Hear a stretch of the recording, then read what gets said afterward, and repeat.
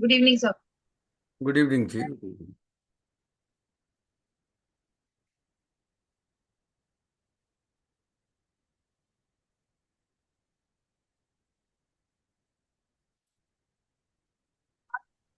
विचार हाँ वो सारा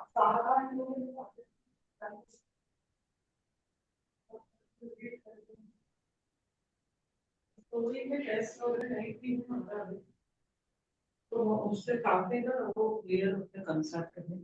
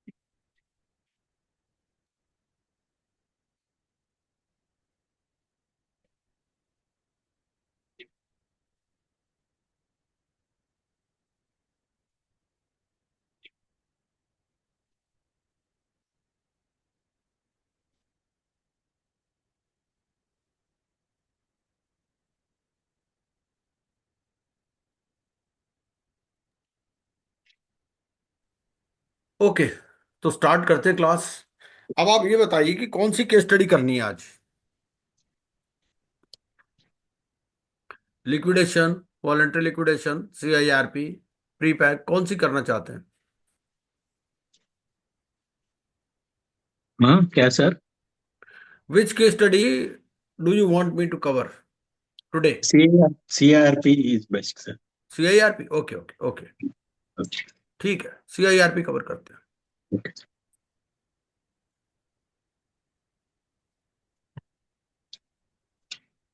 और उसके अलावा, CIRP के अलावा कोई और केस स्टडी? लिक्विडेशन। ये दोनों लिक्विडेशन। का-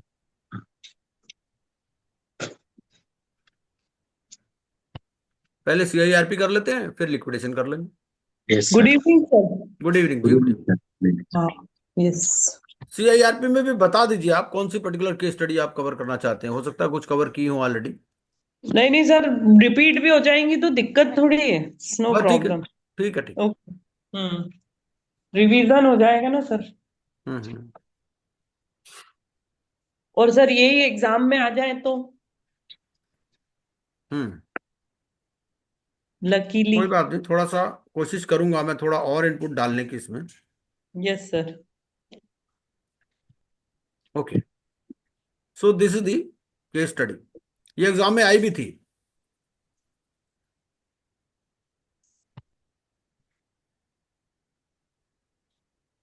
तो this is the case study. So I hmm. Request any one of you to please read. Aditi आप पढ़ लो, कोई भी पढ़ लो। Yes, sir. Yes, sir. Hmm. Hmm. XYZ Ltd having its corporate office at New Delhi and एक minute sir, and registered office in Noida, UP. Company hmm. has taken loan बस from बस, पहली PM. लाइन पे रुक जाइए, पहली line पे रुक जाइए। Okay, okay. अब ये जो लाइन है, इसका क्या हम्म सिग्निफिकेंस है? What could be the possible questions which could be asked based on this line? Hmm By suppose you are an examiner. Hmm So XYZ Limited is a company having its hmm corporate office at New Delhi and registered office in Noida, UP. ठीक है, ये suppose you are sir. An IRP। Hmm so आप इसके इस basis पे क्या क्या actions लेंगे? यू हैव बीन सर वो। Appointed as IRP for a company which is having hmm its corporate office at New Delhi and registered office in Noida, UP. हम्म, तो क्या एक्शन ओ- लेंगे? सर वो भेजते ना 15th में वो। एक्चुअली मैं भूल रही हूँ उसका एग्जैक्ट। हम्म। ऋचा जी आप सेक्शन। बता दीजिए। भाई एक लाइन हमारे को दी हुई है, सिर्फ यही लाइन दे रखी है, ठीक है। तो सर क्या करना है, मतलब इस लाइन से क्या समझना चाहते हैं हम? इस लाइन से हम ये समझना चाहते हैं, हम IRP हैं, हमारे पास जी एक कंपनी आई है जिसका जी। कॉर्पोरेट ऑफिस न्यू दिल्ली में है, ठीक रजिस्टर्ड है। ऑफिस नोएडा में है। हाँ तो जी। हम इसके बेस पे कोई एक्शन लेंगे क्या या नहीं लेंगे, सर क्या वो करें? पब्लिक पब्लिक अनाउंसमेंट करके Publication। रजिस्टर्ड ऑफिस और उसमें जो मैसेज भेजते हैं। बिल्कुल सर बिल्कुल मतलब बिल्कुल। ज्यूरिसडिक्शन हो गई नोएडा यूपी, क्योंकि रजिस्टर्ड यूनिट। ऑफिस वहाँ है। हाँ बिल्कुल ठीक है, बिल्कुल ठीक है। यस। और पब्लिक नोटिस देंगे तो दोनों जगह दे देंगे, जहाँ काम है हाँ रजिस्टर्ड में तो बिल्कुल देंगे ठीक ही। है, बिल्कुल ठीक, हाँ। Yes sir. तो ये हाँ। दो बातें तो हमें समझ में आ जाती हैं, ठीक है। क्योंकि देखो, अच्छा। जब हम केस स्टडी को पढ़ते हैं तो केस स्टडी पढ़ते टाइम ही हमारे माइंड में कुछ क्वेश्चंस अराइज होने चाहिए। केस स्टडी को ओके। पढ़ने के दो तरीके हैं। पहला, हम्म कि हम पहले क्वेश्चंस पढ़ लें और बाद में हम्म ये रामायण पढ़ें। दूसरा, हम्म कि पहले हम ये रामायण पढ़ लें, बाद में क्वेश्चन। फिर। But okay I would advise you to please read the questions first.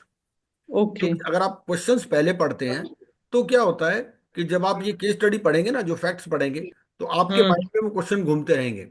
आपको पता ये चलेगा इसका आंसर यहाँ पर है, इसका आंसर यहाँ पर यस सर। Yes sir. है ना। हम्म लेकिन हम्म जो भी आप लाइन पढ़ें उसका कुछ ना कुछ मतलब हो भी सकता है और नहीं भी हो सकता। अब जैसे हम्म उन्होंने बताया, ऋचा जी ने सही बताया कि भाई एक तो जुरिस्डिक्शन इससे डिसाइड होता है, जुरिस्डिक्शन होता है रजिस्टर्ड ऑफिस के बेस पे। यस। रजिस्टर्ड ऑफिस नोएडा में है, तो यूपी का हम्म जहां पर भी आपका NCLT होगा, NCLT इलाहाबाद, हम्म तो वहां पर फाइल हुई होगी एप्लीकेशन, ठीक है ना। हम्म और आपको जो पब्लिक अनाउंसमेंट करनी है वो दोनों जगह पर कर देनी है, कॉर्पोरेट ऑफिस पर भी और रजिस्टर्ड ऑफिस पर भी, है ना। एक तो ये हो गया। हम्म। पब्लिक अनाउंसमेंट कितने दिन में करनी है? 30 days ना सर? Public no sir. Announcement no no. Sir. Sorry sir. कितने, how many days public announcement has to three be? Days. Three 3 days। Days. Three days. 3 days। हाँ, immediately. And immediately means Immediately within 3 days, ना? हाँ Three days. Immediately and हाँ, immediately means not later than 3 days. ठीक है. 3 days. हाँ. Now second line, company has taken loan from PNB New Delhi. Total outstanding of PNB is 95 lakhs, excluding interest of 15 lakhs up to 30th June 2021. Now company defaulted in payment of debt to PNB and bank filed CIRP petition under section 7. अब देखिए outstanding loan आपका 95 lakhs है, interest आपका 15 lakhs है, और company ने default कर दिया, तो क्या पिटिशन फाइल हो सकती है या नहीं हो सकती? सर 1 हो करोड़ है सकती है। वैसे तो, लेकिन पर इसमें इंटरेस्ट भी इंक्लूड होगा ना, क्योंकि ये है CIRP इनिशिएटेड बाय ये सेक्शन 7 सर। CP, हाँ, है ना? नहीं, ये बात कहां पर लिखी है कि interest has to be included in the debt? ये कहीं लिखा होगा ना? यस सर, हाँ, लिखा हुआ है ना, ये आपको डेट की डेफिनेशन में मिल जाएगा. डेट की डेफिनेशन में, और वो भी हाँ. सर ऑपरेशनल, उसमें इंटरेस्ट नहीं जुड़ता है, और FC में इंटरेस्ट जुड़ता है. और होम बायर्स के केस में? हाँ, होम बायर्स के केस में क्या होता है?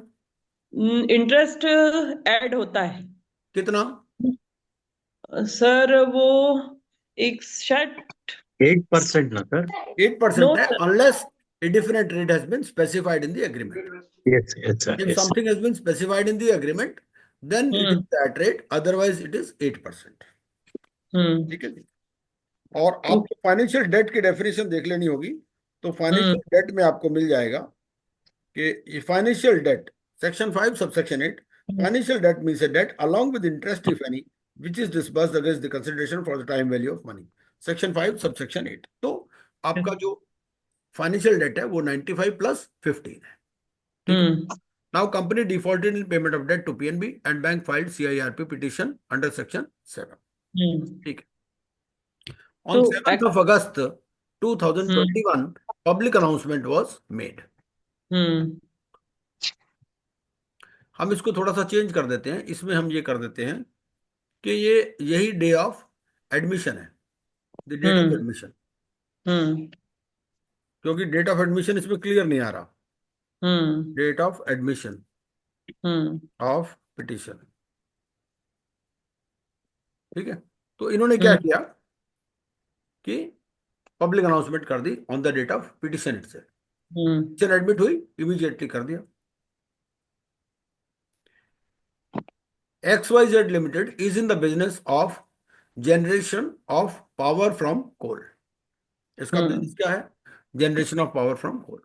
Coal supplier had total outstanding of rupees 20 lakhs before CIRP. RP informed him that coal is a critical input and the company is ready to clear the current dues, but the dues before CIRP date shall have to be claimed through filing claim form. तो इसको RP ने बोला कि भैया कोल critical input है और आपके दो तरह के ड्यूज हैं. जो ड्यूज बिफोर CIRP डेट है वो तो आप क्लेम फॉर्म के थ्रू क्लेम कर लो, ठीक है, और करंट ड्यूज हम क्लियर कर देते हैं आपके. तो despite this assurance supplier discontinued the supply of coal. Supplier ने बोला नहीं भाई हमारे तो पूरे ड्यूज क्लियर करो तो ही हम आपको सप्लाई ऑफ कोल देंगे. ठीक है. तो अब ये एक्शन जो है सप्लायर का, क्या ये सही है या आरपी का कंटेंशन सही है, क्या है इसमें? सर आरपी का और ये कौन कंटेंशन से सही है. सेक्शन से गवर्न होगा? हाँ sir, essential goods should be in continuous process. Sir 17 से एसेंशियल नहीं सर, ऊपर critical should be continuous supply. तो ये हमारा सेक्शन 14 में, section 14 gives the answer to this question. Section 14 से, सेक्शन 14 अगर हम पढ़ते हैं तो सेक्शन 14 में क्या करता है? वो तो एक तो इसेंशियल गुड्स एंड सर्विसेज की बात करता है. ठीक है. कुछ तो इसेंशियल गुड्स एंड सर्विसेज हैं. इसेंशियल गुड्स एंड सर्विसेज में क्या है कि चाहे पेमेंट करो चाहे नहीं करो, सप्लाई डिसकंटिन्यू नहीं कर सकते. ठीक है. तो इसेंशियल गुड्स एंड सर्विसेज में कौन कौन से आते हैं? सर लाइसेंस है, परमिट है, नहीं रजिस्ट्रेशन नहीं नहीं नहीं, वो अलग है. वाटर और sir water telecom, Electricity and in IT. Electricity. बिल्कुल. वाटर गुड्स है. हाँ. ये कोई रेगुलेशन है आपका? कौन सा रेगुलेशन है आपका?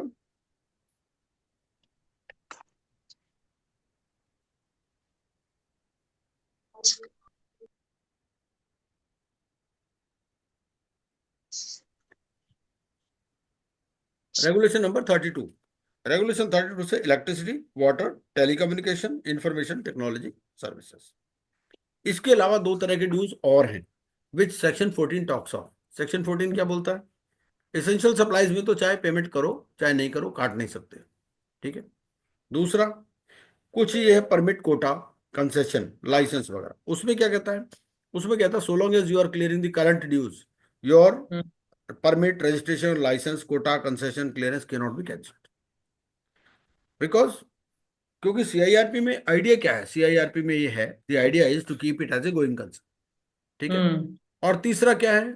तीसरा ये है कि वेयर द, ये सेक्शन 14 सब सेक्शन 2A है, where the IRP or RP, as the case may be, considers the supply of goods or services critical to protect and preserve the value of the corporate debtor and manage the operations of such corporate debtor as a going concern।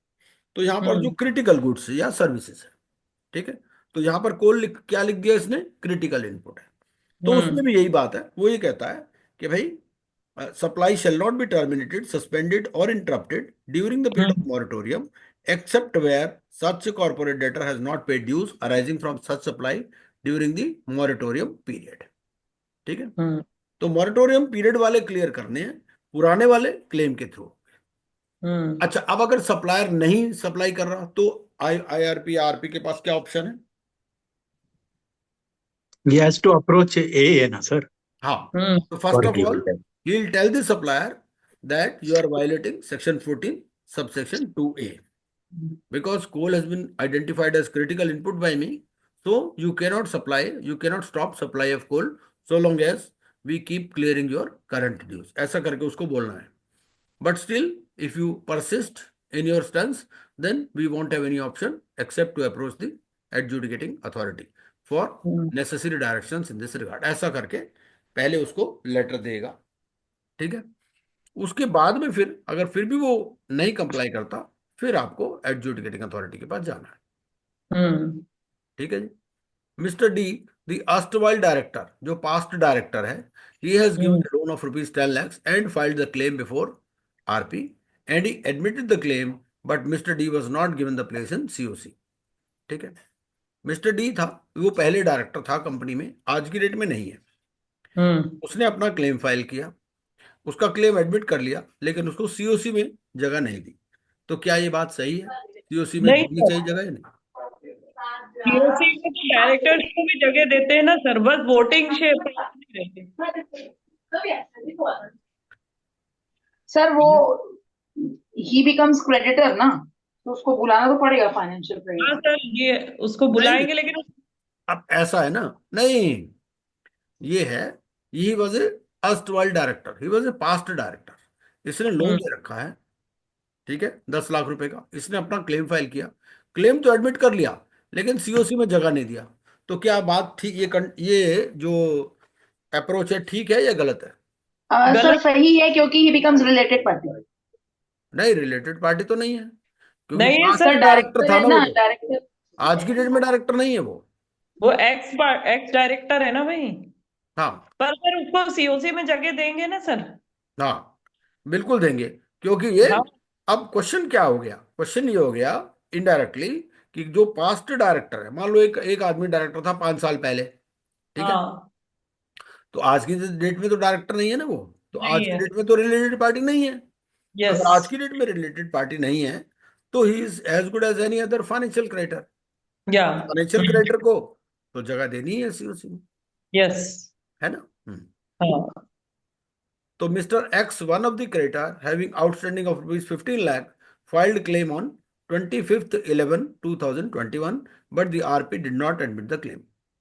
अब एक creditor ने अपना claim file किया 25 नवंबर 2021, ठीक है। ये petition कब admit हुई है? 7 अगस्त 2021 को। तो 7 sir August, with in 90 days होना चाहिए क्लेम्स, हाँ हाँ, तो इसका है ना? क्लेम क्या विद इन 90 डेज है? सर वो देखना पड़ेगा। नहीं, दोनों डेट्स लिखी हुई हैं, एक तो हाँ 7 अगस्त है। इसीलिए देख रहे हैं सर, 7/8/21 और ये 25/11/21। हाँ सर, अभी 8, 9, 10, 11 3 मंथ मतलब 90 days तो ऑलमोस्ट हो गए ना। ज्यादा हो गया सर टाइम। ज्यादा हम्म ज्यादा हम्म उसका एडमिट करना पड़ेगा, ही हैज टू एडमिट। क्यों? सर अच्छा 90 days से ऊपर हो गया, सॉरी। हाँ sir, hmm. He is not From eligible. 90 days from date of public notice, na sir? No sir. 90 days from the insolvency commencement date. Yes, commencement date से। हाँ। वो इंसॉल्वेंसी कमेंसमेंट डेट से लेना ना आपको, Okay, हम्म okay. इसीलिए लिख दिया ना, date of admission of petition. Hmm तो इस केस में he is right in not admitting the claim. भाई अगर उसको कोई, he has to give sufficient reasons and he can approach the adjudicating authority कि भाई I hmm was not present here, या मैं बाहर था, मैं बीमार था, जो भी था, है ना। हम्म क्योंकि इसको भी तो अपने काम पूरे करने हैं ना, ये ऐसे क्लेम्स आते रहेंगे तो ये कब तक करेगा। इन्फॉर्मेशन मेमोरेंडम भी बनाना है, बहुत सारी चीजें बनानी है इसको भी तो, आरपी। Yes sir. अब क्वेश्चन देखते हैं, विद विच अथॉरिटी। अब आप आसानी से आंसर कर पाएंगे, देखिए सारे 5 मिनट में आंसर कर देंगे सारे। With which authority petition for CIRP can be filed. किसके पास file Al- NCLT Allahabad, sir. हाँ, एनसीएलटी इलाहाबाद में फाइल हो जाएगी, है ना, क्योंकि आपका registered office Noida. Corporate, register office is हाँ। located. Is A right in accepting the CIRP application. भाई एडजुडिकेटिंग अथॉरिटी ने एडमिट कर लिया एप्लीकेशन। 95 लाख का लोन था, 15 लाख का इंटरेस्ट है। हाँ, यस यस। हाँ। Yes, default of loan including interest is in excess of ₹1 crore. तो हमने देख लिया, ये आपको सेक्शन 5 सबसेक्शन 8 में भी दिया हुआ है। Yes sir. Supplier stopped the supply of coal, is it correct? No sir, हाँ, आपका ये हमारा मॉरेटोरियम। सेक्शन 14(2)(a) इसका आंसर देता है। तो सेक्शन यस। 14(2)(a) बोलता है, after moratorium the supply of critical goods can not be stopped provided current dues are cleared. वो करंट ड्यूज क्लियर करने के लिए बोल रहा है। वो तो बोल रहा है ना कि भाई करंट वाले ले लो, बाकी क्लेम के थ्रू ले लो। Yes sir. लिखा ना, company is ready to clear the current dues but the filing dues for. Before CIRP date shall have to be claimed through filing claim form. ठीक है, ये भी क्लियर हो गया। Yes sir. तो ये जो मॉरेटोरियम है, कितने टाइप के गुड्स होते हैं, गुड्स या सर्विसेज कितने टाइप के? अभी कुछ तो इसेंशियल होते हैं, ठीक है, इसेंशियल गुड्स एंड सर्विसेज 4 उसमें कवर्ड है, वो मैंने अभी बताया आपको, है ना। वाटर, इलेक्ट्रिसिटी, टेलीकम्युनिकेशन और क्या था? Information technology. हाँ, इंफॉर्मेशन टेक्नोलॉजी, आईटी आईटी। ठीक है ना। तो ये सारे जो हैं, आईटी में क्या आएगा बताओ? Information utility. No, no. No no. Wi-Fi, internet connectivity, and all other things. हाँ, वाईफाई Wi-Fi कनेक्टिविटी, connectivity. वो हाँ. सब इसके अंदर आ जाएगा, यस सर। ठीक है। रेगुलेशन क्या था? 32 था ना। Yes sir, 32। हाँ. 14 का 32। Telecommunication and information technology service. और दूसरे हो गए हमारे लाइसेंस, कोटा, परमिट, कंसेशन वगैरह। उसमें भी अगर करंट ड्यूज क्लियर करते हैं तो supply can not be stopped. और तीसरा, इफ सर्टेन गुड्स और services are identified as critical inputs, ये 14 सेक्शन 14 में। Whether erstwhile director is related party और नॉट। पास्ट नो, पास्ट डायरेक्टर था ना। Past director is not a related party, ठीक है। Sir, अगर if करंट में होता डायरेक्टर shareholder, तो रिलेटेड पार्टी होता। if the director is shareholder, then Even if a director is a shareholder, we have to see the conditions in section 5 subsection 24. So section 524 says a public company in which a director, partner or manager is a director and holds along with relatives more than 2% of its paid up share capital. okay, the तो easy उस case में क्या है कि 2% director भी होना चाहिए और मोर देन 2% शेयर कैपिटल भी होनी चाहिए, दोनों कंडीशंस होनी चाहिए। Okay. अगर सिर्फ शेयर होल्डर हो, only share holder is not a related party, ठीक है, but director is a related party, ठीक है। तो whether an erstwhile director can be a member of COC, yes. Yes. Was RP wrong in not giving the place in COC to Mr. D? Yes. हाँ, No. Mr. D कौन था? ये था, Hmm. यही था director. Erstwhile director. No, no, no. ठीक है, the answer is yes, क्योंकि क्या लिखा है? Wrong in not giving, double negative हो गया। Hmm. Was RP wrong in not accepting the claim of Mr. X? Yes. No. No आएगा answer, है ना, Hmm. क्योंकि लिखा wrong in not accepting, Hmm. तो डबल नेगेटिव हो गया, इसलिए no. Within how much time CIRP 7 form is required to be filed? पहले तो ये बताइए CIRP 7 होता क्या है?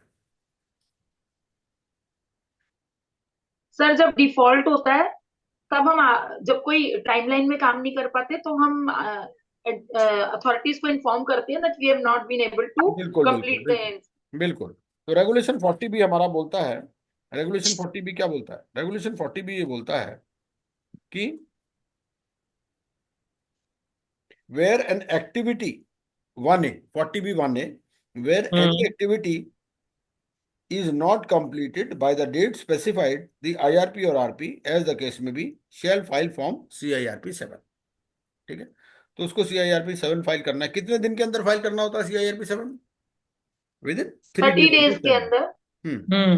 and continue to file form CIRP 7 every 30 days until the said activity remains incomplete। जैसे एग्जांपल भी दिया हुआ है, ठीक है, रेगुलेशन 40B 1A, मैं इसके साथ 1A भी लिख देता हूं। Hmm. 1A, तो 1A में क्या कहता है? जैसे मान लीजिए पब्लिक अनाउंसमेंट आपको कब तक करनी है? विद इन 3 days, ठीक है, तो Within T+3 हो गया आपका। Yes. अब मान लीजिए T+3 में आपने नहीं किया, Hmm. ठीक है, तो उसमें करना क्या है आपको? Date specified in column 2 +3 days, और उसके बाद में फिर एवरी 30th डे। ऐसा भी हो सकता है ना कि आपने 70 दिन तक पब्लिक अनाउंसमेंट ही नहीं किया, है ना, Hmm. तो फिर आपको पहला कब करना पड़ेगा भाई? विद इन 3 days आपको करना था, उसके 3 days के अंदर आपको CIRP 7 भरना, और फिर every 30 days until that activity stands completed. ठीक है, ये until the said activity remains incomplete, regulation 40B 1A। ठीक, मतलब ये एडजुडिकेटिंग अथॉरिटी को फाइल करना सर। हाँ हाँ, और क्या।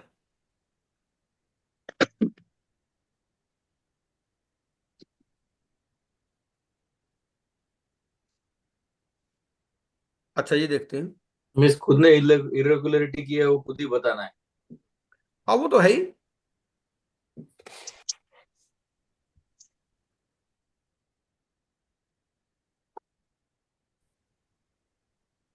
एक ये देख लेते हैं हम केस स्टडी, क्योंकि हमने इंडिविजुअल इंसॉल्वेंसी भी कर ली है, तो अब ये केस स्टडी अच्छी रहेगी। Hmm. Zamin Educom Limited, Delhi is engaged in providing coaching services to CA students in NCR across various locations and availed loan facility of 500 crore from a consortium of banks as per details below। PNB से लिया 100 crore, SBI से 200, Canara bank से 200। Hmm. ठीक है,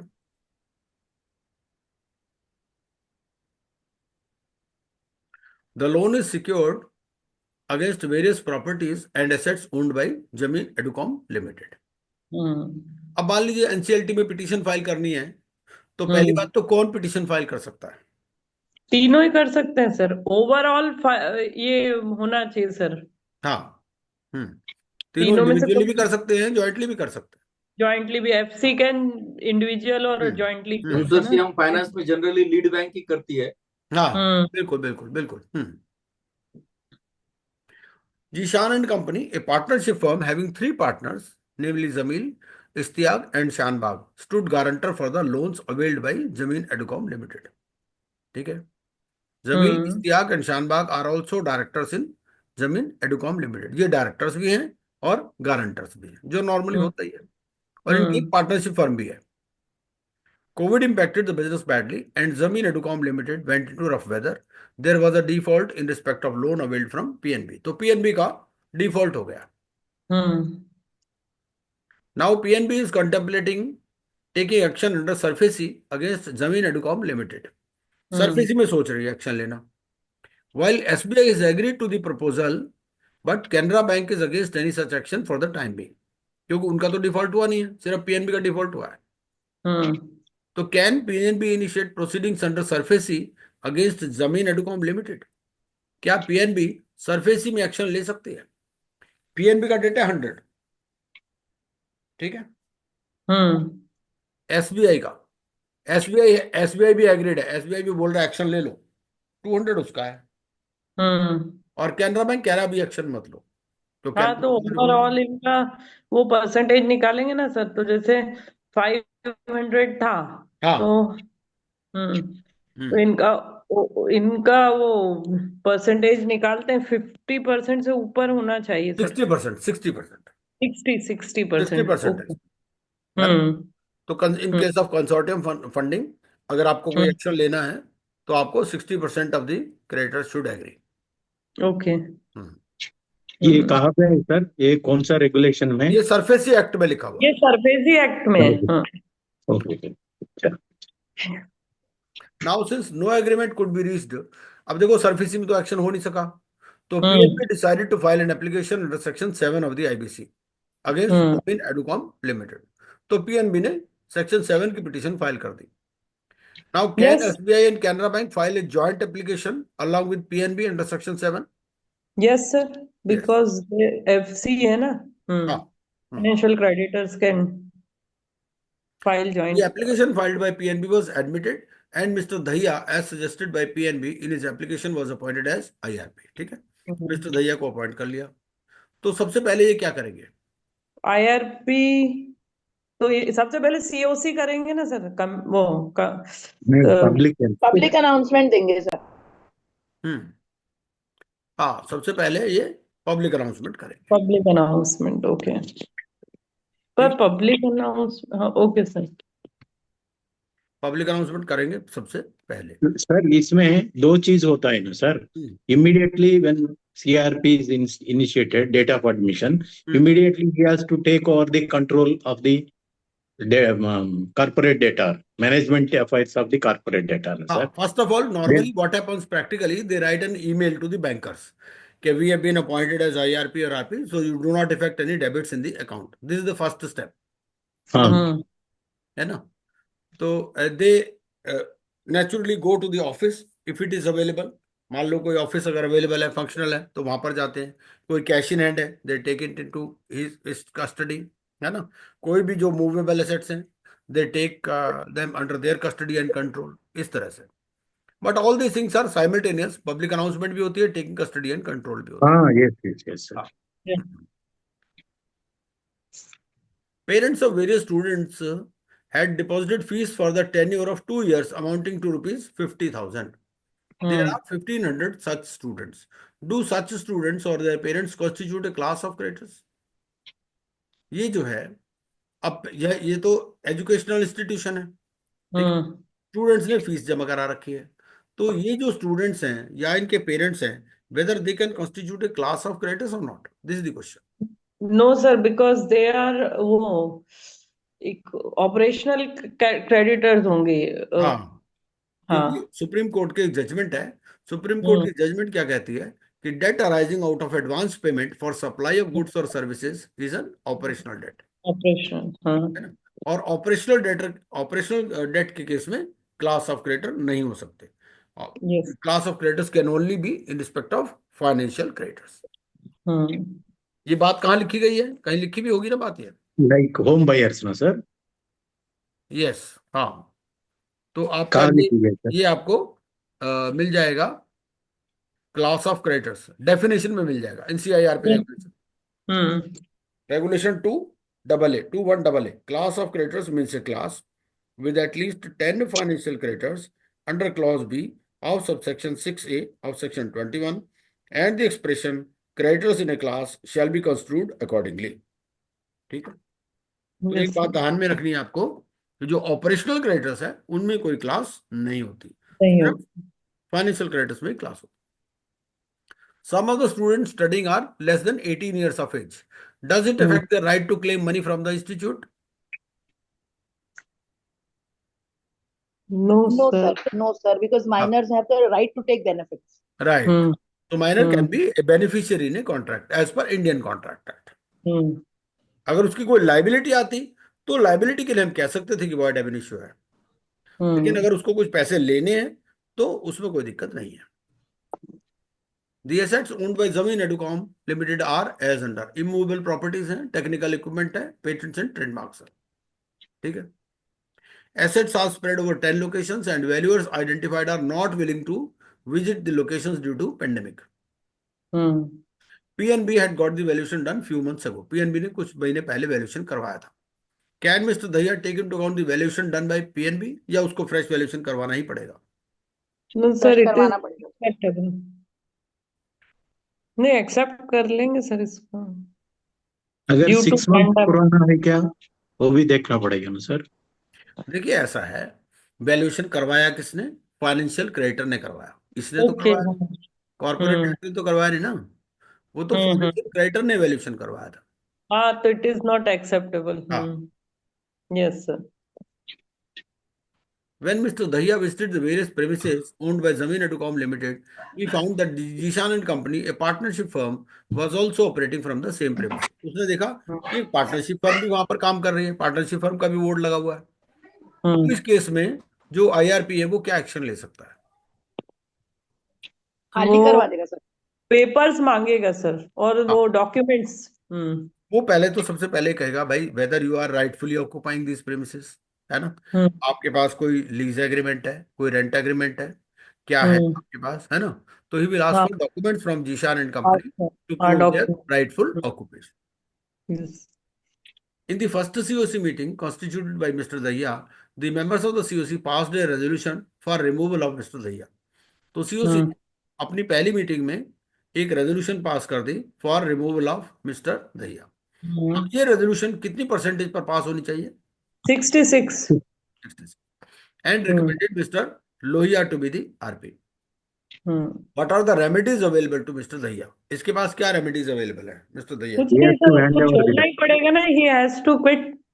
हाँ, तो he has to accept the decision of the COC if it is passed with requisite majority, and he has to hand over the documents to incoming RP. Yes. Mr. Lohiya, after taking charge and issuing Form G, is preparing information memorandum. ये information memorandum कितने दिन में तैयार करना है? 90 days में sir. 75 days।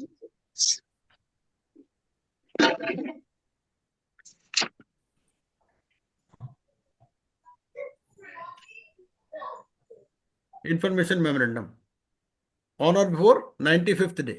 आपका regulation number 36(1). 36(1). Subject to subregulation 4, the resolution questional shall submit the information memorandum in electronic form to each member of the committee on or before the 95th day from the insolvency commencement date. ठीक है, ये पहले इसका period कुछ अलग था, अब इसका पीरियड हो गया है 95th डे। पहले क्योंकि था 90 डेज तक तो सर वो क्लेम ही मंगवाते रहते हैं ना। हाँ हाँ हाँ, बिल्कुल बिल्कुल। So while preparing information memorandum, if there are any unliquidated amounts payable, what treatment should be done about such liabilities? कुछ unliquidated amounts हैं, liability अभी crystallize नहीं हुई है, तो उसका क्या करेंगे?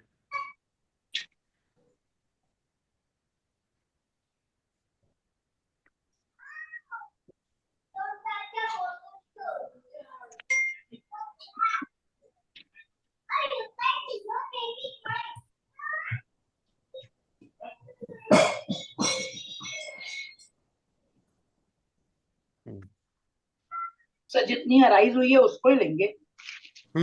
उसमें ऐसा है ना, इसका बेस्ट एस्टिमेट करेंगे, क्योंकि देखो अब इंफॉर्मेशन मेमोरेंडम में लायबिलिटी तो लेनी पड़ेगी ना उसको। ये कोई एग्जांपल दे सकते हो आप अनलिक्विडेटेड अमाउंट्स का? सर जैसे लोन अभी बाकी है 5 साल का। जैसे मान लीजिए कंस्ट्रक्शन कॉन्ट्रैक्ट है, अब कंस्ट्रक्शन कॉन्ट्रैक्ट में काम तो हुआ है, बिल्डिंग आधी अधूरी खड़ी है, ठीक है ना, लेकिन उसका मेजरमेंट नहीं हुआ, रेजिडेंट इंजीनियर ने मेजरमेंट नहीं किया, मेजरमेंट बुक में वो एंटर्ड नहीं है, ठीक है ना, सर्टिफाइड नहीं है बाय रेजिडेंट इंजीनियर। तो इससे ये पता तो चल रहा है कि काम तो हुआ है ना, लेकिन लायबिलिटी क्रिस्टलाइज नहीं हुई। तो इस केस में क्या करेगा? वो बेस्ट एस्टिमेट करेगा।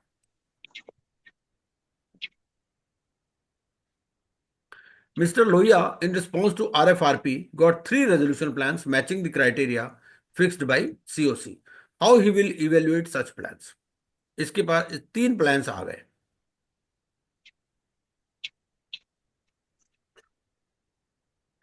देखिए, जब प्लान आता है ना तो सेक्शन 25(2) बोलता है, इसके बारे में आंसर करता है कि सीओसी क्या करता है।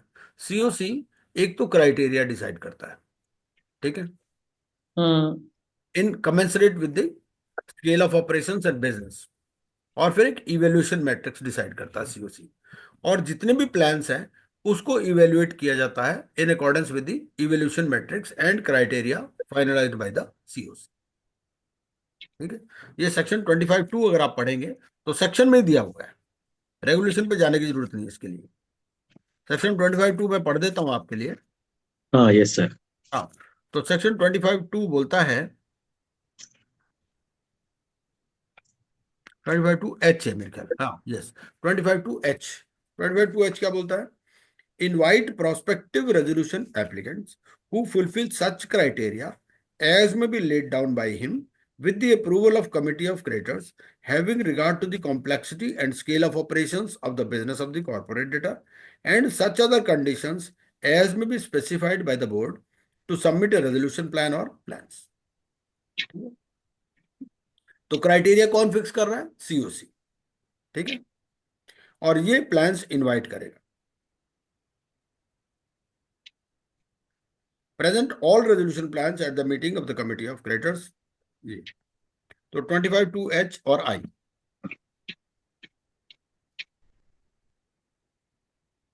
Now case study on withdrawal. Withdrawal के ऊपर देख लेते हैं। withdrawal के बारे में बताइए कि विड्रॉल, हाँ जी, विड्रॉल के बारे में आप बताइए, आपको क्या समझ है। Suppose an application has been admitted, ठीक है, पब्लिक अनाउंसमेंट हो गई, invitation for expression of interest भी चला गया, फॉर्म जी भी चला गया, now they want to withdraw, ठीक है, तो क्या क्या प्रोसीजर फॉलो होगा? There are 2 scenarios, sir. Yes, At the time of before admission, after admission, right, there are 2 stages: before constitution of COC, after constitution of COC, before our public, before this resolution expression of interest. yes. Yes. So basically, there are 3 situations. First, Yes, sir. withdrawal can be made only after the application has been admitted. ठीक है, तो ऐसा भी situation हो सकती है कि आपने एप्लीकेशन फाइल की है, ठीक है, अभी एडमिट नहीं हुई है, at that stage you want to withdraw, वो तो एक अलग स्टेज हो, ठीक है। भाई आपने क्या किया, आपने सेक्शन 7 की पिटीशन फाइल कर दी, अभी एडमिट नहीं हुई है, ठीक है, बस एडजुडिकेटिंग अथॉरिटी के पास टाइम है 14 डेज का, तो उस स्टेज पर भी विड्रॉल अलाउ कर देते हैं एडजुडिकेटिंग अथॉरिटी। अगर मान लीजिए पेमेंट हो गई है ना, भाई इसने पिटीशन फाइल की, उसने पेमेंट कर दी, तो वो कहेगा भाई ठीक है हमारा एग्रीमेंट हो गया आपस में, तो एडजुडिकेटिंग अथॉरिटी में अलग। एक तो वो stage, that stage is not covered here in 12A। 12A में कौन सी स्टेजेस कवर्ड है? Withdrawal after admission. यस। अब विड्रॉल आफ्टर एडमिशन में कौन कौन से स्टेजेस हो सकते हैं? पहला कि अभी सीओसी कॉन्स्टिट्यूट नहीं हुई है, अभी एडमिशन हुआ है, पब्लिक अनाउंसमेंट हुआ है, लेकिन अभी क्योंकि सीओसी कॉन्स्टिट्यूट कितने दिन में करनी है आपको? 7 days. नहीं 7 डेज का, 30 डेज में करनी, 30 days, 14 डेज में तो क्लेम ही मिलेगा, फिर 7 डेज में आपको वेरीफाई करना है, फिर 2 डेज आपको एआर के लिए देनी है, और 7 डेज में फर्स्ट मीटिंग कॉल करनी है, तो COC first meeting with in 30 days. 30 days। अब बात यह है कि मान लीजिए आपने पब्लिक अनाउंसमेंट कर दिया, अब आप विड्रॉ करना चाहते हो, पहले तो ये बात बताइए कि विड्रॉ कर कौन सकता है? Applicant can withdraw it applicant in through all resolution cases, procedure, through IRP. हाँ, in all cases the application has to be initiated by the applicant, RP, ठीक है। Now suppose COC has not been constituted, ठीक है, and जो applicant है, suppose section 7 application है, ठीक है, अब सेक्शन 7 एप्लीकेशन फाइल कर दी, मान लीजिए सपोज से पीएनबी ने फाइल कर दी, ठीक है, अब पीएनबी कहता है भाई विड्रॉ कर लो, तो क्या करना होगा, क्या मॉडलिटीज होंगी इसके लिए? पहली बात, तो पीएनबी ने जिस दिन बताया उसके कितने दिन में एप्लीकेशन मूव करनी है, पहले तो ये बताइए। Suppose PNB says today that you withdraw the application, you file an application for withdraw, there is no COC, तो कोई दिक्कत नहीं है। Now within how many days IRP और RP should act on this? 3 days, sir. Yes, within 3 days. Whether he has to give any bank guarantee also, ये जो applicant है इसको क्या बैंक गारंटी भी देनी है कुछ या नहीं देनी है? हाँ, देनी है। हाँ तो देगा सर, खर्चा भी वही देगा और एप्लीकेंट ही वो हाँ, देगा। बैंक गारंटी देगा टुवर्ड्स एस्टिमेटेड एक्सपेंस। अभी एक्सपेंसेस भाई जब तक एडमिट नहीं होता तब तक तो होते रहेंगे खर्चे कुछ ना कुछ, है ना? तो इसको क्या है, एक एस्टिमेटेड एक्सपेंसेस की बैंक गारंटी भी देनी। अच्छा, Okay. Suppose COC has been constituted, ठीक है, तो सीओसी अगर कॉन्स्टिट्यूट हो गई तो उस केस में फिर क्या होगा? 90% का अप्रूवल चाहिए सर। हाँ, 90% में ये suppose there are 10 financial creditors, ठीक है। अब जो 10 फाइनेंशियल क्रेडिटर्स हैं उसमें से 2 फाइनेंशियल क्रेडिटर ऐसे हैं जिनके पास 90% डेट है, ठीक है, और बाकी 8 के पास 10% डेट है। तो कितने फाइनेंशियल क्रेडिटर्स के अप्रूवल से हो जाएगा? सर इन दो के उससे। हाँ, क्योंकि आपको जो 90% है वो नंबर से नहीं लेना, हाँ, फाइनेंशियल वो क्रेडिटर के नंबर से नहीं लेना, वो आपको वोट शेयर से लेना है। And vote vote share share से is decided on the basis of the debt. Debt, yes. जो एडमिटेड डेट है आपका, एडमिटेड डेट के हिसाब से होगा ये। Yes sir. अब 90% ने अप्रूवल दे दिया, तो अप्रूवल देने के कितने दिन बाद इसको एप्लीकेशन फाइल करनी है? विद इन 30 डेज ना? नहीं नहीं नहीं, 30 no days. Sir, no sir, hmm, 3 3 days. days. 3 days, sir. हाँ बिल्कुल 3 डेज है। हाँ, 3 डेज, हाँ। ये आपका रेगुलेशन में बता देता हूँ आपको। 30A है क्या sir regulation? I think so. क्या है? हाँ, 30, बिल्कुल 30, 30 है। गलती से ही कुछ कुछ याद हुआ है। हाँ, where an application for withdrawal is under clause B of subregulation 1, the committee shall consider the application within 7 days of its receipt। पहली बात तो ये कि सीओसी को कितने दिन में कंसिडर करना है? सीओसी को विद इन 7 डेज कंसिडर करना है। एप्लीकेंट ने कहा कि भाई I want to withdraw my application. 30A subsection कौन सा है, सर? 30A सबसेक्शन 4, हाँ, regulation 30A and sub regulation 4, है ना, रेगुलेशंस में है। Yes sir.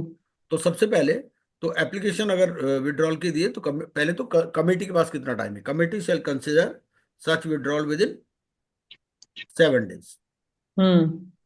और अगर अप्रूव हो गई तो फिर आपको एडजुडिकेटिंग अथॉरिटी के पास एप्लीकेशन लगानी है with in 3 days of such approval, ठीक है। और मान लीजिए एप्लीकेशन एडमिट हो गई, एप्लीकेशन एडमिट होने के बाद में वो जितने भी एक्चुअल एक्सपेंसेस हो गए, ठीक है, उतना पेमेंट करना है आपको। कितने दिन में पेमेंट करना है? आपने एप्लीकेशन लगाई, एप्लीकेशन एडजुडिकेटिंग अथॉरिटी ने एडमिट कर दी, आपने बैंक गारंटी पहले ही दे रखी है एस्टिमेटेड एक्सपेंसेस की। अब एक्चुअल एक्सपेंसेस सपोज ज्यादा है, ठीक है, आपने बैंक गारंटी दी थी 10 लाख की, अभी 15 लाख हो गए, तो अब आपको करना क्या है?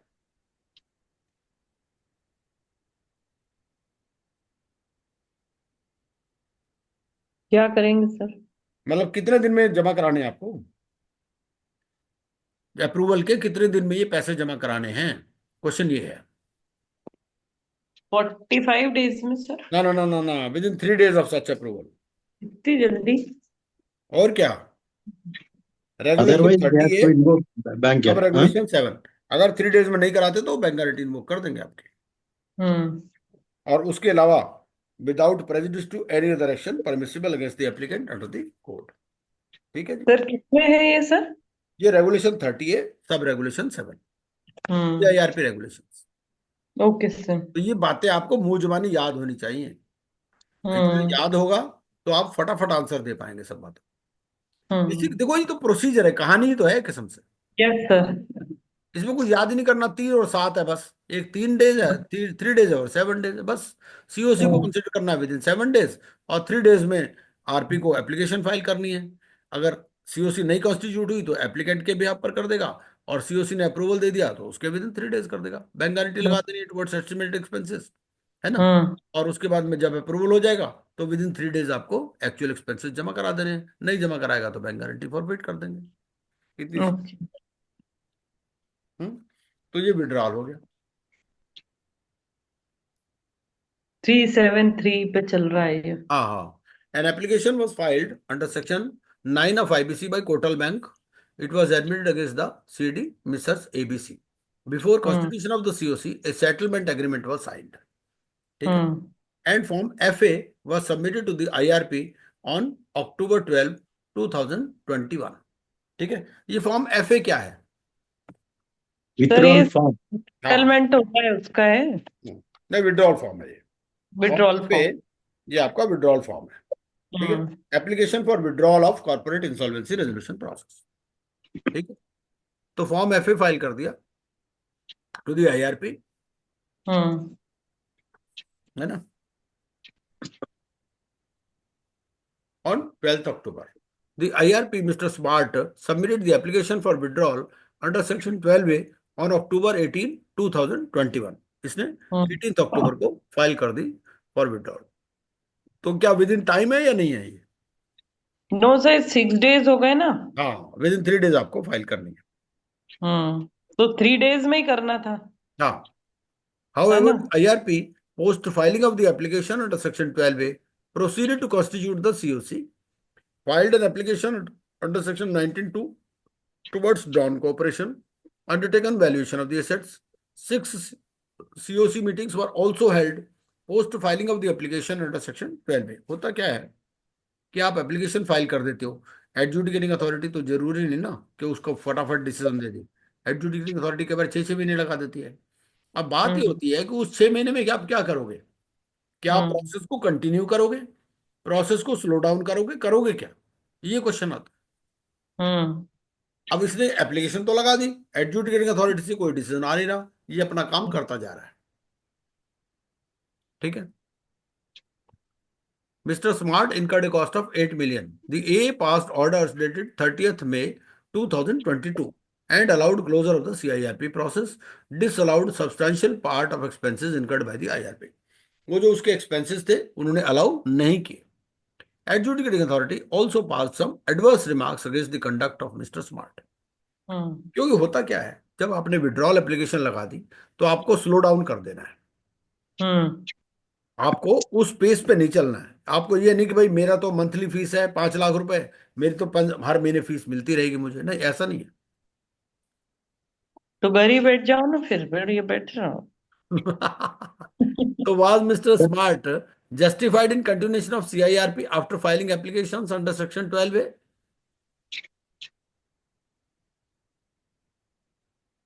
No, sir. हाँ, तो the answer will be no. No, he should have sought He should have sought direction. directions from adjudicating authority on continuation of CIRP. Because application under section 12A is an end to the process and therefore it is illogical to continue with CIRP after filing 12A application. Mr. Smart is aggrieved on disallowance of CIRP cost by A. अब इसको लग रहा है भाई मेरे तो बहुत सारा खर्चा हो गया था, तो ये तो डिसअलाउ कर दिया। Was A justified in disallowing?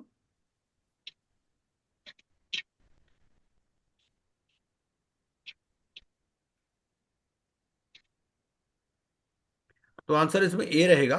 IRP just applied the process technically, mechanically, without applying professional acumen or without applying professional judgment. Why were there adverse remarks by A against Mr. Smart? क्योंकि law में तो कुछ लिखा नहीं है इस बारे में। लॉ में कुछ नहीं लिखा भाई, बहुत वो सारे प्रोफेशनल, वो सर है ना प्रोफेशनल। हाँ, A sir, answer A.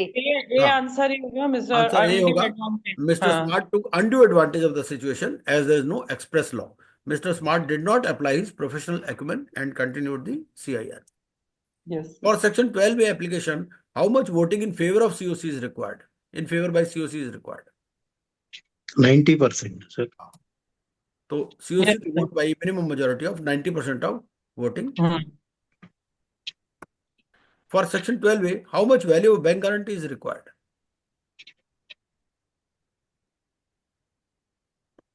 Estimated cost of insolvency resolution process. ठीक है, रेगुलेशन 30 है, sub regulation. Now let us see this case study. Sir, एक XYZ question है। लिमिटेड। हाँ जी। अगर एप्लीकेशन तो लगा दी है सर, वहां पे हाँ कोई क्लोजर करने का है प्रोसेस, हाँ but he has put his leg in the shoes of director, और बाकी जो मैनेजमेंट है उसने तो किया है, तो फिर वो bank account operations and other things जो भी रहेंगे, क्योंकि उसका कैसा करेगा sir? Is how he can leave the job without getting order? Yeah, to make it a ongoing. Concern. You because should keep it an ongoing. Sir वो उसने तो सब जगह दे के रखा है अथॉरिटी कि ये प्रोसेस चालू कर रही है, तो he is doing all the work, तो फिर कैसे करते हैं वो टाइम पे? Practically I am just asking, not section point of view and all. देखिए, इसमें ऐसा होता है कि अब वो IRP या RP के पास भी तो पूरे पेपर्स होते हैं ना। इसमें नॉर्मली होता क्या, विड्रॉल होता क्यों है? विड्रॉल होता है इसीलिए कि पेमेंट हो गई है। Hmm. विड्रॉल किस कंडीशन में होता है? नॉर्मली यही होता है भाई, एप्लीकेंट किस लिए चाह रहा है। एप्लीकेंट का ये पर्पस कभी भी कंपनी चलाना या नहीं चलाना वो तो नहीं होता ना, IBC कहता है कि पर्पस है, ठीक है ना। बराबर है, बट वो फिर उसके राइट सरेंडर कर देना चाहिए क्या उसने तुरंत? किसके राइट्स? जैसे ऑपरेशंस जो कंट्रोल उसके हाथ में लेता है पहले, वो कुछ नहीं, कुछ नहीं सरेंडर करना, वो स्टेटस को मेंटेन करेगा, वो Applicant स्टेटस को चलाएगा मेंटेन ना सर, करेगा, applicant. बस कुछ एक्शन नहीं लेगा ना ज्यादा। जैसे इसने बढ़िया। क्या किया, उसने वैल्यूएशन करवा लिया, ये करा लिया, वो करा लिया, जब उसको पता है पेमेंट हो गई यार, ये एप्लीकेशन ये देर सवेर एडमिट हो ही जानी है। नहीं, generally bank account operations and other things वो पूरे खुद ले लेते हैं ना, वो मिस अथॉरिटी हो हाँ, जाती है ना। तो वो रहेगा, उसी के पास रहेगा। फिर इफ उसके पास में रहेगा, ऑपरेशंस तो चलते रहेंगे, he will have to devote his time. हाँ तो ठीक है, क्या दिक्कत है?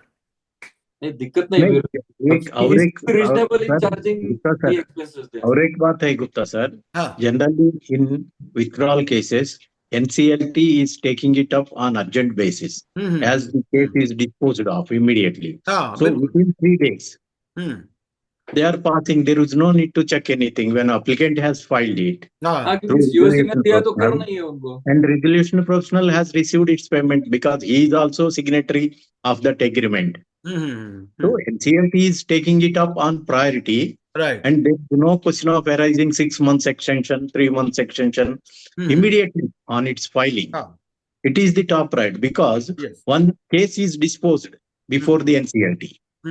That is credit to NCLT, na sir. Right. So they are clearing this within 3 days working day. Oh, yeah, okay, this is a practical scenario.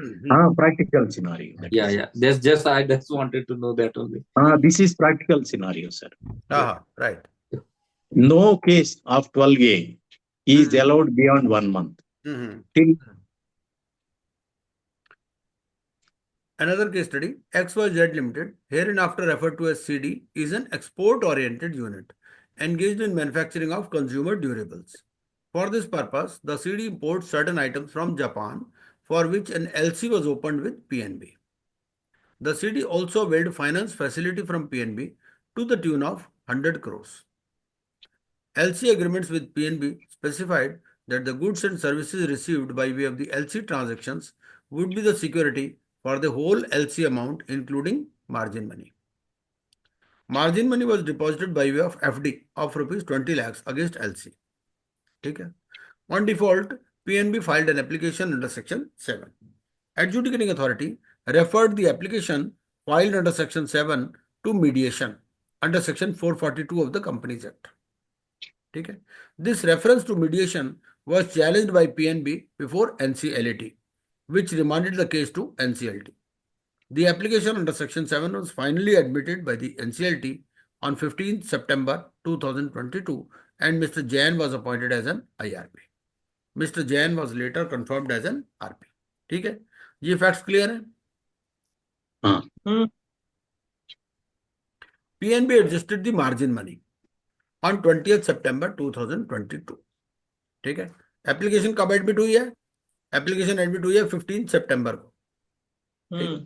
तो जैसे ही application admit हुई, मॉरिटोरियम लग गया। Yes, Now sir. PNB has adjusted the margin money on 20th September 2022. PNB was of the view that LC is akin to a contract of guarantee, which gets crystallized on the happening of a future event. The margin money has the character of trust for the benefit of the beneficiary as long as the LC is alive, and the same cannot amount to an asset of the CD. However, Mr. Jain, IRP is of the view that the margin money cannot be appropriated by the bank once the moratorium is in place, as it would amount to a proceeding barred by virtue of section 14. ठीक है, तो इन्होंने क्या किया, LC ले रखी थी, LC में मार्जिन मनी दे रखी थी 20 लाख की। ठीक है, अब बताइए कि ड्यूरिंग मॉरेटोरियम पीरियड क्या ये एडजस्टमेंट कर सकते हैं या नहीं कर सकते? आईआरपी बोल रहा नहीं कर सकते, बैंक बोल रहा कर सकते। कर नहीं सकते कर सकते sir. नहीं कर सकते। फिर ये तो सिक्योर्ड एसेट हो गई ना उसकी, बैंक की। फिर इस बैंक ने सीडी, बैंक ने जो लिया वो money in the form of deposit लिया और उसको लीन किया होगा ना सर। नहीं, वो तो देखो सेक्शन 14 क्या बोलता है। सेक्शन 14 अगर हम पढ़ें तो सेक्शन 14 क्या बोलता है, कोई भी फोरक्लोजर वाला एक्शन नहीं ले सकते, Yes, sir. Enforcement of security भी नहीं हो सकता। सेक्शन 14(1)(c) क्या बोलता है, any action to foreclose, recover और enforce any security interest created by the corporate debtor in respect of its property including any action under SARFAESI. हाँ, तो तो क्या इसमें बराबर है, कवर होगा या नहीं होगा? इसमें कवर होगा सर। सर होगा ना सर? नहीं होगा सर। ये LC payment while issuing LC, that was condition was stipulated. In case of failure of LC, it can be adjusted and the remaining amount can be crystallized. So as per the terms of LC, okay, actually they have to file after adjusting the FD amount before NCLT. Suppose 100 crores LC, 20 crores margin, suppose. Suppose I have made the payment of LC when LC is devolved. I can say devolved. Okay, na sir? Then I have to file for the appropriated. And after appropriating the margin, 80 crores is outstanding in the devolved account. So we have to file the application for this 80 only. Not for why should file before, after adjustment, and after adjusting, why moratorium? I have to adjust before. This is the general banking policy. Yes, this is general banking policy, but once this CIRP started, CRP कहाँ start हो गया? Filing के बाद ही CRP start है ना। I have to file for 80 only after adjusting my margin. yes, Then only I have to file. Yes, this is the procedure only, because if LC is invoked, then the 20 they LC will, devolve होता है।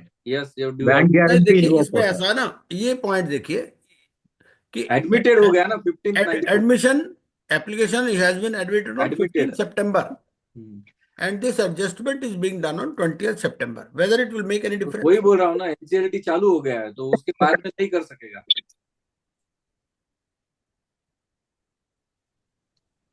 हाँ जी, This 80 का adjustment will be if before 15th अगर होता है तो that can be done, but as per banking agreement what you are saying is right, but moratorium when started, then section is barring to do any action because FD is given as a lien and it's a property. Yes, that is margin. Margin is given in the form of fixed deposit, and fixed deposit is an asset of a company. Maybe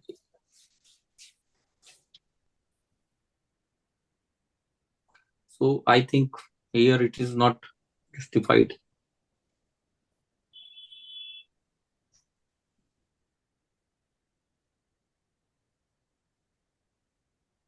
But in normal course, if ये यहाँ पर answer दिया है, is PNB right in adjusting the margin money? The answer is yes, because margin money has the character of the trust for the benefit of the beneficiary. yes, ये decided case है ये। Yes. okay, good. One of the claims received by the IRP is from customs authorities of Gujarat. ठीक है, The claim amount includes interest during moratorium period. As per Gujarat VAT authorities, state is a secured creditor under GVAT Act as per section 3 subsection 30 of the code. ठीक है. Mr. X had stood personal guarantor for the loan availed by the CD. Mr. X, consequent upon execution of the guarantee bond, has acquired Canadian citizenship. ठीक है. एक mister x है, वो guarantor है, पहले वो इंडिया में रहता था, अब वो चला गया कनाडा. ठीक है, जा सकता है. PNB is contemplating filing an application against the personal guarantor. ठीक है. However, RP is of the opinion that an application should be moved before the Canadian authorities through Indian government under section 234 for enforcing the guarantee against a foreign citizen. तो अब आप ये बताइए कि एक आदमी जो गारंटर था, पहले इंडिया में था, अब वो फॉरेन कंट्री में चला गया, तो क्या उसके अगेंस्ट में पिटीशन लग सकती है या नहीं लग सकती?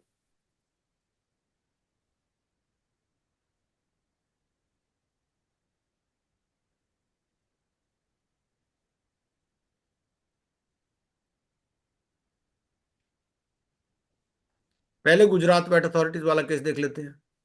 गुजरात वेट वाला, ठीक है. One of the claims received by the IRP from customs authorities of Gujarat. ठीक है. The claim amount includes interest during moratorium period. As per Gujarat VAT authorities, state is a secured creditor under GVAT Act as per section 3 subsection 30 of the code.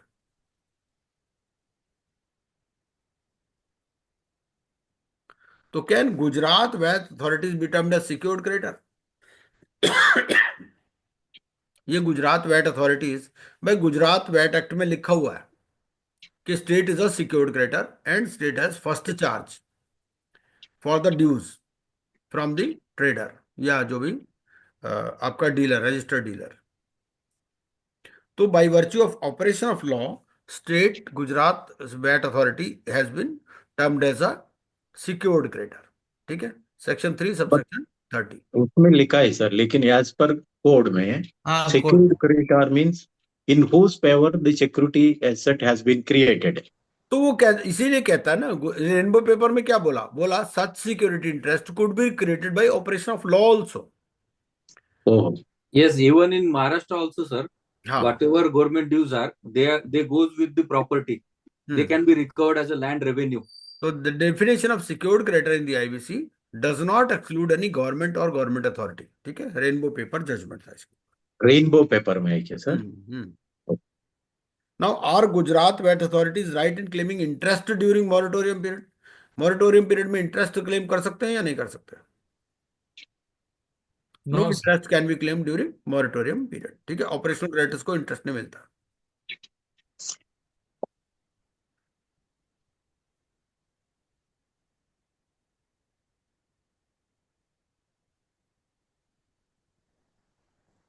यहाँ पे MSMED act को भी override करता है sir section.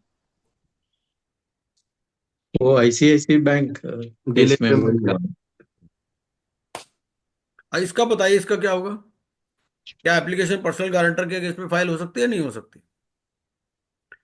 Personal guarantor जो है अब Canadian citizen है, गारंटी उसने इंडिया में दी थी, अब वो चला गया बाहर, तो क्या होगा? They can file हाँ, 95, section 95. Yes, 95 की एप्लीकेशन फाइल हो सकती है. PNB is of the opinion that an application under section 66 be moved before adjudicating authority alleging fraudulent trading against the directors. PNB को लग रहा है कि भाई सेक्शन 66 की एप्लीकेशन लगानी चाहिए for fraudulent trading. However, RP is of the opinion that since moratorium is involved, no suit or proceeding can be filed during moratorium period. RP बोल रहा है भाई मोरेटोरियम लगा हुआ है, अभी तो कोई सूट या प्रोसीडिंग फाइल नहीं हो सकती. तो आपको क्या लगता है, होना चाहिए नहीं होना चाहिए?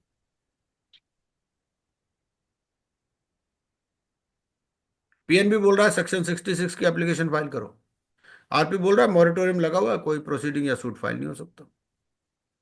तो कौन सही है? They can file, sir, Yes. under section 66. Right, because during वो क्या है? corporate insolvency process, सूट और proceeding is barred against the corporate debtor. ठीक है ना? तो बेसिकली जो सेक्शन 66 है ना एप्लीकेशन, वो फाइल हो सकती है अगेंस्ट द डायरेक्टर्स। ये एप्लीकेशन फाइल किसके अगेंस्ट में हो रही है? डायरेक्टर्स के अगेंस्ट में। And directors are not covered by section 14। Section 14 में कंपनी कवर्ड है, कॉर्पोरेट डेटर कवर्ड है, डायरेक्टर्स कवर्ड नहीं है। डायरेक्टर के अगेंस्ट में क्रिमिनल प्रोसीडिंग्स, सिविल प्रोसीडिंग्स सब चल सकती है। 138 proceedings, all can go.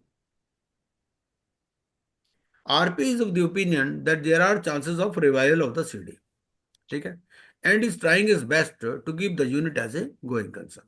RP को लगता है कि भाई चांसेस हैं और वो एज ए गोइंग कंसर्न उसको रखने की कोशिश कर रहा है। However COC is of the opinion that there are no chances of revival and the company should be liquidated, ठीक है।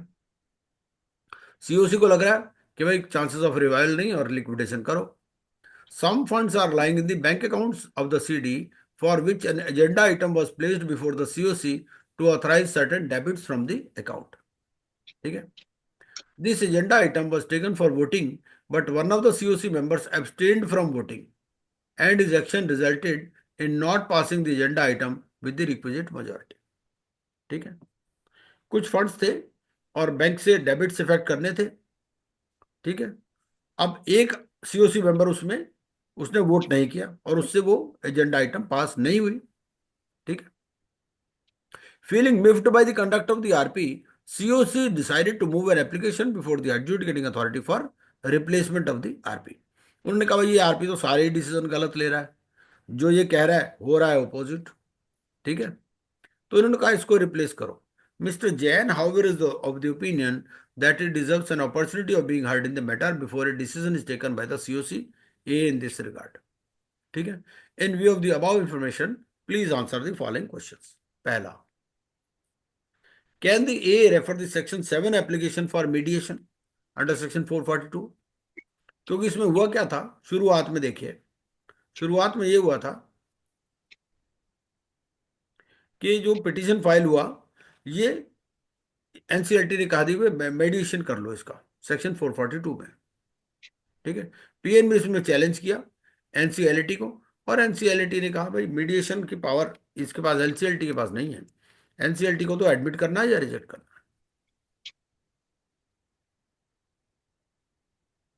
So the answer is no, ठीक है। तो the A cannot refer the section 7 application for mediation. लेकिन in case of personal guarantors, ठीक है, personal guarantors में आपने देखा adjudicating authority has the power. वो क्या कहते हैं अपनी रिपोर्ट में लिखते हैं whether there is any possibility of compromise, ठीक है ना। 95 में आपने पढ़ा होगा, सेक्शन 95 96 में जब अपनी वो रिपोर्ट देता है, रिपोर्ट देता ना ये आरपी, आरपी, हाँ, तो वो आरपी रिपोर्ट में क्या कहता है? आरपी रिपोर्ट में कहता है whether there is any possibility of compromise or arrangement, है ना।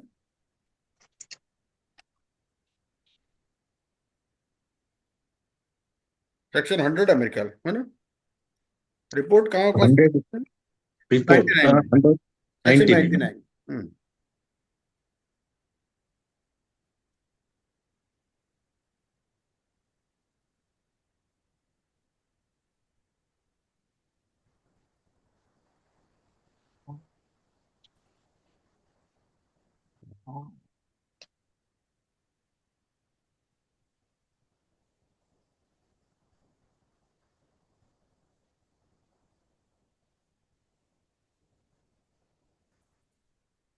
इसमें नहीं लिखते सर, क्योंकि आप वो 100 में लिखते हैं, 100 में लिखते हैं, 100 में किधर है 100 में सर? लिखते हैं सेक्शन 100 सबसेक्शन 2। 100 हम्म। सबसेक्शन 2 में क्या लिखता है? Where the adjudicating authority admits an application under subsection 1, it may on the request of the RP issue instructions for the purpose of conducting negotiations between the debtor and creditor and for arriving at a repayment plan, ठीक है। वो report में ही लिख देता है अपना, 99 में report में ही लिख देता है ये बात,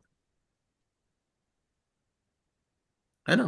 क्योंकि क्या कहता है इट में on the request of the RP issue instructions for the purpose of conducting negotiations.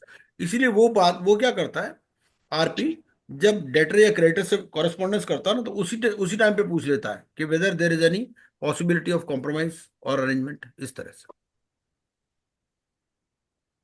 Is PNB right in adjusting the margin money? The answer is yes, ठीक है, because the margin money has the character of the trust for the benefit of the beneficiary. Gujarat wealth authorities वाला हो ही गया, interest मिलेगा नहीं, being an operational creditor. Can RP authorise debits from the funds lying in the account of the CD?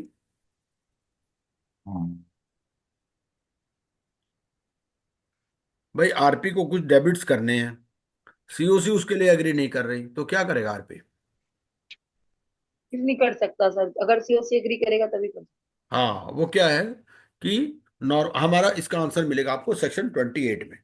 Section 28(1)(e), section 28(1)(e) क्या बोलता है? Section 28(1)(e) बोलता है, give instructions to the financial institutions maintaining accounts of the corporate debtor for a debit transaction from any such accounts in excess of the amount as may be decided by the COC in their meeting। तो COC अपनी meeting में decide कर सकता है कि भाई देखो 5 लाख तक का डेबिट करना है तो आरपी ऑथराइज्ड है, उससे ऊपर अगर करना है तो COC से पूछ लो, ठीक है। और जो भी सेक्शन 28 में है वो कितनी मेजॉरिटी चाहिए उसमें? 66%, ठीक है। In case COC does not agree to authorize debits from the funds lying in the bank account of the CD, what are the options available to IRP RP? ठीक है, COC तो एग्री नहीं कर रही, अब क्या ऑप्शन अवेलेबल है IRP RP के पास? क्या करेगा ये? विदाउट अप्रूवल AA के वो पास जाएगा सर। ट्रांजैक्शन वाइड होता है ना सर। हाँ, वो तो वाइड होगा, but he can approach the adjudicating authority for directions. भाई वो उसमें कोई ऐसा तो नहीं ना कि भाई वो डेडलॉक हो जाए। The resolution plan provided for change in constitution of XYZ LLP to merger with XYZ Private Limited। ठीक है, एक रेजोल्यूशन प्लान आया, उसने कहा कि भाई हम क्या करेंगे, कॉन्स्टिट्यूशन ऑफ XYZ LLP को चेंज कर देंगे to merge with XYZ Private Limited along with reduction in amount payable to creditors। However, 45% of the creditors included in the COC do not agree to this proposal। 45% agree नहीं कर रहे। क्या option available रहेगा RP के पास?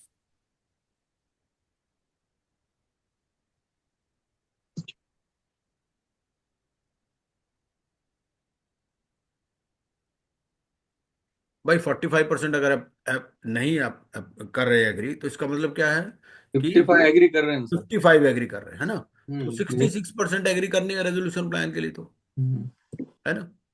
अगर 66% agree नहीं करेंगे तो क्या करेगा? I will recommend liquidation. Yes, he will At the meeting called by RP, only employees and workmen turned up at the meeting.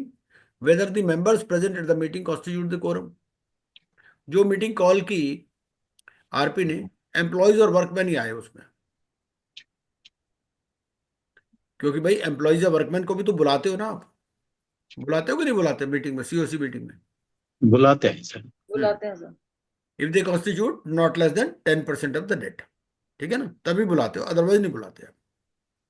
Second situation is whether there are no financial creditors. There are 2 situations in which workman and employees और their representative is called. कौन सी सिचुएशन है? पहली, there are financial creditors and there are operational creditors which constitute not less than 10% of the debt। ठीक है। दूसरी situation कौन सी है? there are no financial creditors, then 18 largest operational creditors in terms of value, है ना, plus 1 representative of workman and 1 representative of employees, है ना, ये तो सब हमको मालूम ही है ना। लेकिन अगर मान लो कोई फाइनेंशियल क्रेडिटर आया ही नहीं तो क्या होगा? ये पार्ट ऑफ सीओसी नहीं है। और कोरम डिसाइड करने के लिए आपको क्या करना है? कितने मेंबर होने चाहिए minimum? 33%। In case the meeting lacks quorum, when can the meeting be held? Immediate next day with same. So same time and place on the next day, and the members present shall constitute the quorum।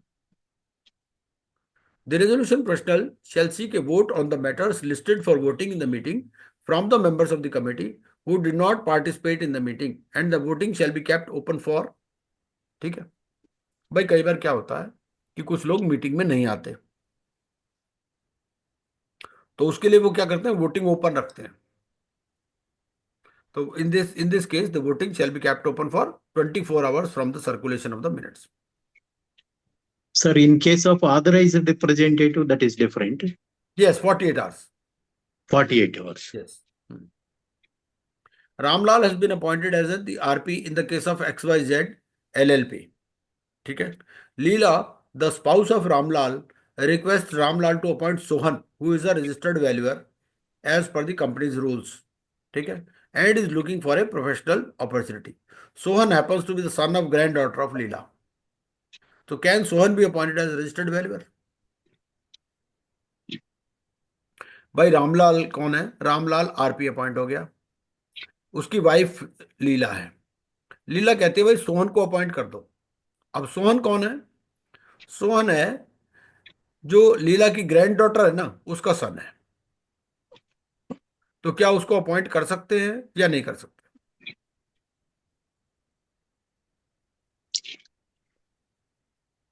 आप इसके लिए regulation कर सकते हैं. कर सकते हैं. आप रेगुलेशन एक बार पढ़ लीजिए, फिर आंसर कीजिए. Regulation 27(3)(a). रेगुलेशन 27(3)(a) क्या बोलता है? 27(3)(a) बोलता है the following person shall not be appointed, namely a relative of the resolution personal. तो उसका रिलेटिव को अपॉइंट आप नहीं कर सकते. ठीक है.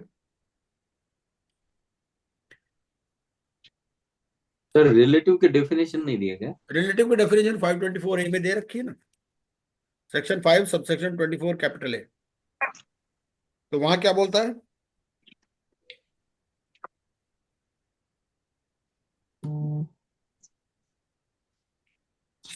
ग्रैंड डॉटर्स डॉटर एंड सन. तो ग्रैंड डॉटर का सन हो गया ना ये. क्लियरली नहीं हो यहाँ पे. ये आपका 524A इसमें रिलेटिव में आ गया. आपका पॉइंट नंबर 11 क्लियरली लिखा हुआ, ग्रैंड डॉटर्स डॉटर एंड सन. काफी लंबी डेफिनेशन है. हाँ हाँ, वो तो ऐसे ही पूछेगा ना आपसे. है 24A ना? हाँ 24A. सेक्शन 24A में आप एक्सप्लेनेशन में जाइए. एक्सप्लेनेशन में ए पॉइंट का 11. ये पॉइंट का 11. हाँ, granddaughters daughter and sun.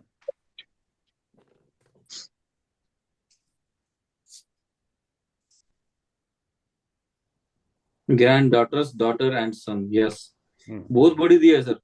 Member of F husband wife father son, दूर चला गया. Sons daughter and son, daughters daughter sir and वो दूर की रिश्तेदारी निकाली. सर डॉटर्स एंड सन ये भी दिया है उसमें.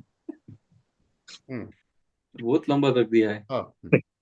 मदर्स फादर एंड मदर, नानी नानी. पूरी इंडिया का रिश्ता निकाल दिया.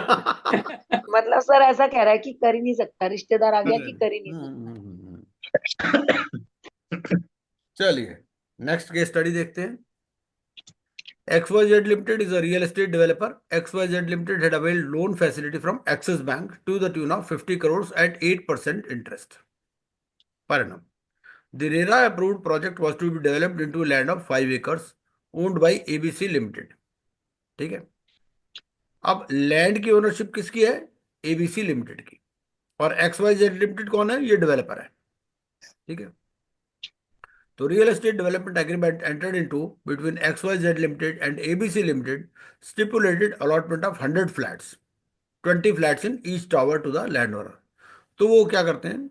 उन्होंने कहा कि भाई हम आपको 100 फ्लैट्स दे देंगे, हर टावर में आपको 20 फ्लैट दे देंगे. 5 टावर हमने बनाने हैं. ठीक है.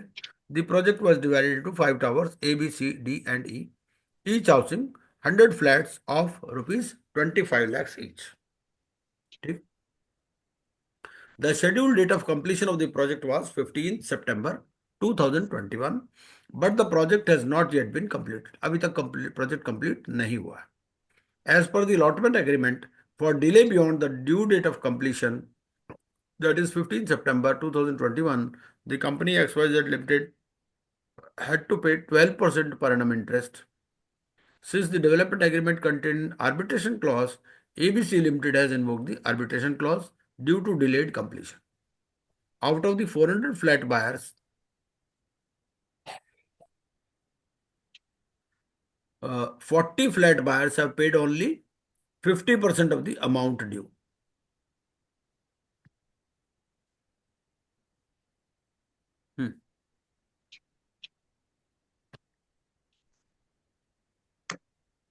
ठीक है जी। Balance 360 flat buyers have paid the full amount. कुछ ने 50% अमाउंट दिया हुआ है, कुछ ने पूरा अमाउंट दिया हुआ है।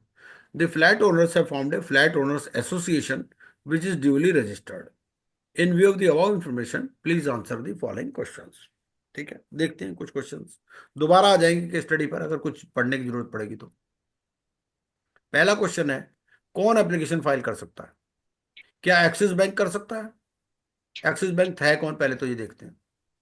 एक्सिस बैंक से लोन लिया हुआ है, ठीक है।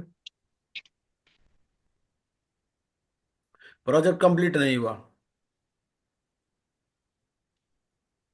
सर एक्सेस का कोई रोल नहीं है, उसका नहीं ड्यूटी कर है। सकते। हाँ जी। नहीं कर सकता है ना सर 50%। नहीं, उसका ड्यू बताया है क्या? बट डिफॉल्ट नहीं हुआ ना। डिफॉल्ट ही नहीं है तो why he will file application? Default is of non completion of project, not non payment of financial creditor.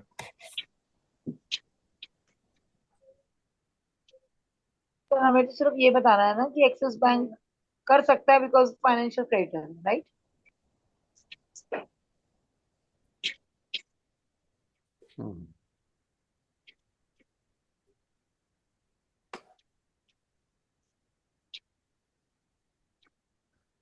हाँ, एक्सिस बैंक कर पाएगा अगर डिफॉल्ट होगा तो, है ना, प्रोवाइडेड डिफॉल्ट होगा तो, है।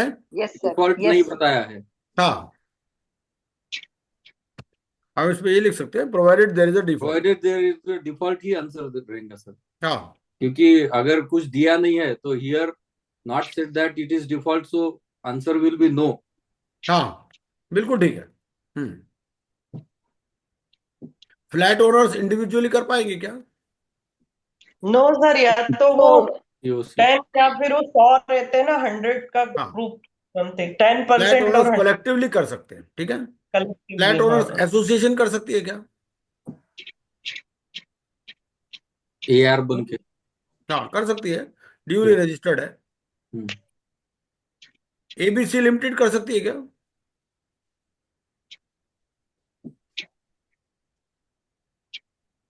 एबीसी लिमिटेड, पहले तो ये देखो एबीसी लिमिटेड है कौन, ये लैंड ओनर है, ठीक है। तो जो लैंड ओनर है वो क्या है, फाइनेंशियल क्रेडिटर है या ऑपरेशनल क्रेडिटर है? ऑपरेशनल क्रेडिटर है। ऑपरेशनल है, ऑपरेशनल क्रेडिटर है, ऑपरेशन। और ऑपरेशनल क्रेडिटर है, और उनका मैटर कहां पर चल रहा है, आर्बिट्रेशन में। एबीसी तो आर्बिट्रेशन में चल रहा है तो इसका मतलब ये फाइल नहीं कर पाएंगे yes sir. Because of arbitration proceedings.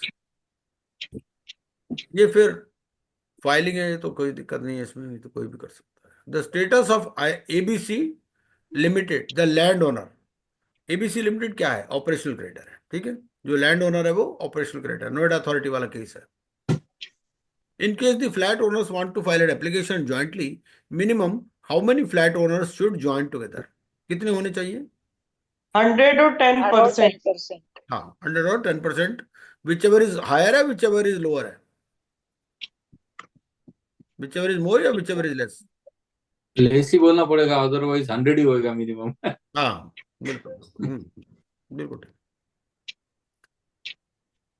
In case in the claim form to be submitted by the flat owners, each flat owner will claim, क्या claim करेंगे? एक एक्चुअल अमाउंट क्वेश्चन देख प्लस लेते हैं, क्वेश्चन देख एक्चुअल लेते हैं। Amount plus question में क्या लिखा था, द कंपनी हैड टू पे 12% पर एनम इंटरेस्ट, ठीक है। तो जो भी उनका अमाउंट ड्यू है, भाई कुछ ने पूरा अमाउंट दिया हुआ है, कुछ ने 50% अमाउंट दिया हुआ है ना। तो ये क्या होगा, जो भी एक्चुअल अमाउंट पेड है plus 12%। 12%।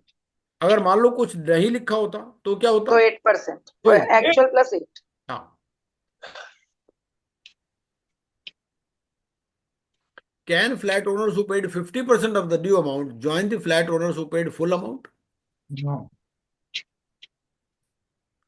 Yes, but after paying the balance amount. नहीं, बैलेंस पेमेंट की कोई जरूरत नहीं। वही अमाउंट के कर सकते हैं। हाँ, और क्या, कोई जरूरत नहीं है। For the flat owners who did not pay the full amount, XYZ Limited has written a mail asking them to deposit the balance amount along with interest at the rate of 18%। जिन्होंने पूरा amount नहीं दिया उनको letter लिख दिया builder ने कि भाई हमारा ये पैसा जमा कराओ along with interest at the rate of 18%।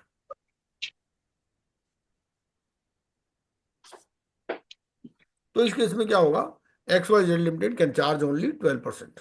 ठीक है, जितना वो देने के लिए बाध्य है इतना ही इनको देना है, दोनों सेम अमाउंट होना चाहिए interest.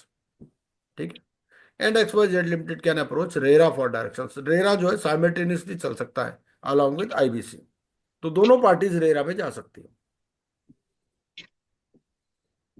An amount of ₹10 crore is due to the suppliers of raw material। ठीक है, सप्लायर ऑफ रॉ मटेरियल हैं, उनका 10 करोड़ ड्यू है। तो real estate developer entered into an agreement to allot the 40 flats for which 50% payment has been received to the suppliers of raw material. इन्होंने कहा भाई देखो हमारे पास पैसे तो है नहीं, हम आपको फ्लैट दे देते हैं, तो क्या ये फ्लैट दे सकते हैं या नहीं दे सकते? सर दे सकते हैं।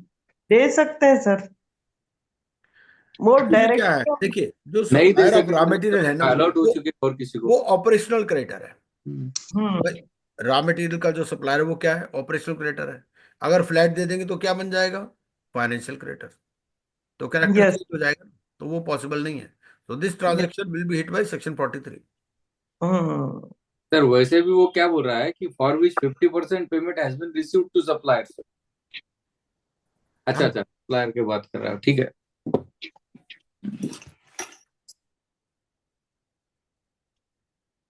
The resolution applicant, pursuant to his duly approved plan, has asked the flat owners who had already paid the full amount to pay additional 5 lakhs before the flats are handed over to them.